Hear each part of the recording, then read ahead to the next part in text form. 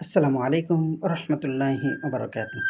আলহামদুলিল্লাহ ওসলাতু ওয়াসসালামু আলা মাল্লা নবিয়্যা বা'দা, আম্মা বা'দ।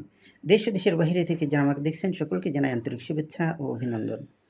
সম্মানিত দর্শক শ্রোতা, খুবই গুরুত্বপূর্ণ একটি ভিডিও।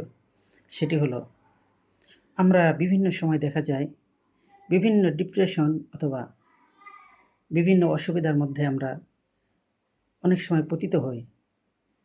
এক্ষেত্রে আমাদের অনেক সময় এমন কথা মুখ থেকে বের হয়, যে কথা মহান রব অসন্তুষ্ট হয়ে যান। এমন কথা না বলে বরং ধৈর্য ধারণ করা, অর্থাৎ যে কোনো পরিস্থিতিতে, যে কোনো অবস্থায় আমি আমার রবকে ডাকব। যদি আমি আমার রবকে ডাকতে পারি, তাহলে আমার জন্য, আপনার জন্য কল্যাণ হবে ইনশাআল্লাহ। আল্লাহ রাব্বুল আলামিন কোরআনুল কারীমে বলেছেন, ইন্নাল্লাহা মাআস সাবিরিন।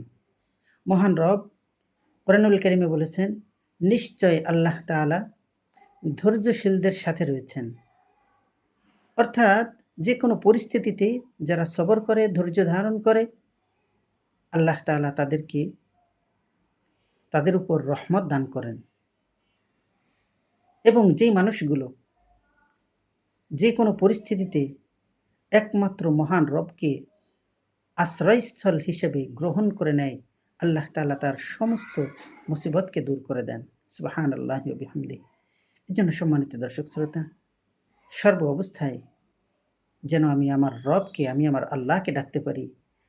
আল্লাহ তাআলা আমাদেরকে সে তৌফিক দান করুন। আমিন। আসসালামু আলাইকুম ওয়া রাহমাতুল্লাহি ওয়া বারাকাতুহু।